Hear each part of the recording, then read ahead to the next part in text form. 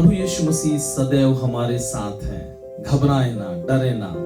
मेरे साथ निकालें परमेश्वर के वचन को, मरकुस रचित सुसमाचार उसके 4 अध्याय और उसके 39 पद में प्रभु यीशु मसीह ने इस प्रकार से कहा, तब उसने उठकर आंधी को डांटा और पानी से कहा, शांत रह, थम जा।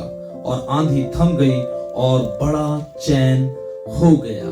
मैं आज की सुबह आपको इस बात को कहना चाहता हूं, यीशु मसीह हर समय हमारे लिए उपलब्ध है।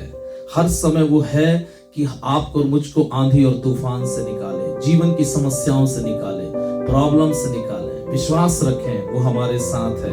और जब वो हमारे साथ है तो हमें डरने की जरूरत नहीं है, घबराने की जरूरत नहीं है।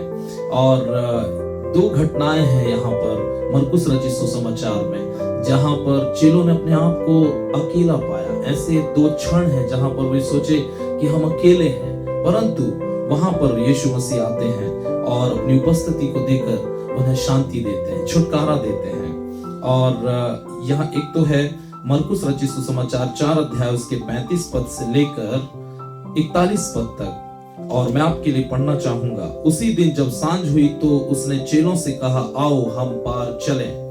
और वे भीड़ को छोड़कर जैसा वह था वैसा ही उसे नाव पर साथ ले चले। और उसके साथ और भी नावें थी। तब बड़ी आंधी आई और लहरें नाव पर यहाँ तक लगी कि वह पानी से भरी जाती थी, पर वह आप पिछले भाग में गद्दी पर सो रहा था। यीशु सो रहा था। तब उन्होंने उसे जगाकर उससे कहा, हे गुरु, क्या तुझे चिंता नहीं कि हम नष्ट हुए जाते हैं? तब उसने उठकर आंधी को डांटा और पानी से कहा, शांत हो जा, शांत रह, थम जा। और आंधी थम गई और बड़ा चैन हो गया। और उनसे कहा, तुम क्यों डरते हो? क्या तुम्हें अब तक विश्वास नहीं? वे बहुत ही डर गए और आपस में बोले, यह कौन है कि आंधी और पानी भी उसकी आज्ञा मानते हैं? यदि प्रभु यीशु मसीह हमारे साथ है, अपने आप को अकेला ना समझे। आंधी और तूफान, प्रॉब्लम, समस्याएं, बीमारी, सब आपकी और मेरी बात मानेंगे यदि यीशु मसीह हमारे साथ है। और यीशु मसीह ने उनको इस आंधी के बीच में, तूफान के बीच में अकेला नहीं छोड़ा। एक और घटना है, यदि आप मरकुस रचित सुसमाचार 6 अध्याय और उसके 45 पद से लेकर 52 पद तक देखें तो यहाँ पर भी प्रभु यीशु मसीह गलील की झील पर होते हैं। और हम पढ़ेंगे, तब उसने तुरंत अपने चेलों को नाव पर चढ़ने के लिए विवश किया कि वे उससे पहले उस पार बैतसैदा को चले जाएं, तब जब तक कि वह लोगों को विदा करे। उन्हें विदा करके वह पहाड़ पर प्रार्थना करने को गया। जब सांझ हुई तो नाव झील के बीच में थी और वह अकेला भूमि पर था। जब उसने देखा कि वे खेते खेते घबरा गए हैं क्योंकि हवा उनके विरुद्ध थी, तो रात के 4थे पहर के निकट वह झील पर चलते हुए उनके पास आया और उनसे आगे निकल जाना चाहता था, परंतु उन्होंने उसे झील पर चलते देखकर समझा कि भूत है और चिल्ला उठे, क्योंकि सब उसे देखकर घबरा गए थे।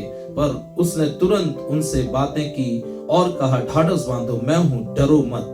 तब वह उनके पास नाव पर आया और हवा थम गई और वे बहुत ही आश्चर्य करने लगे। वे उन रोटियों के विषय में ना समझे थे क्योंकि उनके मन कठोर हो गए थे। तो यहाँ पर ये दूसरी घटना है जब चेलों ने अपने आप को अकेला समझा, जब वो उस गलील की झील पर थे और बड़ा तूफान था, बड़ा चारों तरफ एक बड़ा आंधी के समान तूफान था पानी का, और वे नाश हुए जा रहे थे। अपने आप वो सोच रहे थे कि अब हम बचने वाले नहीं हैं। ऐसे समय में भी प्रभु यीशु मसीह उनके बीच में अवेलेबल हो जाते हैं, उपलब्ध हो जाते हैं। यदि आप घिर गए हैं, मेरे प्रियो, मेरे भाई, मेरी बहन, यदि आप समस्या से घिर गए हैं, आपको ऐसा लगता है कि अब मेरे पास कोई हल नहीं है, यीशु मसीह अचानक से आएंगे। वो हमारे साथ है, वो हमको छोड़ते नहीं है, वो आपको थाम लेंगे, वो आपको निकाल लेंगे। ये कैसी 2 घटनाएं हैं जहां पर चेलों ने सोचा कि हम अकेले हैं और अब हम नाश हो जाएंगे, इस समुद्र में नष्ट हो जाएंगे।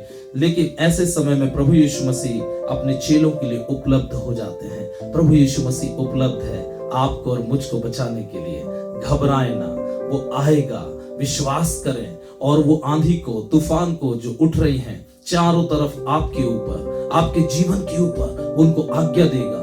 मैं बल्कि कहता हूं, अभी विश्वास करके यदि आप इन वचनों को लेकर यीशु मसीह के नाम से अपने जीवन की समस्याओं के लिए, विपरीत परिस्थितियों के लिए, बीमारियों के लिए, अंधकार की शक्तियां जो आपके विरोध में हैं, यदि आप इन वचनों को लेकर उन्हें आज्ञा देंगे, डांटेंगे, वो हटेंगी आपके सामने से, क्योंकि प्रभु यीशु मसीह हमारे साथ है। आप और मैं अकेले नहीं हैं। न घबराएं। परमेश्वर आपको आशीष दे।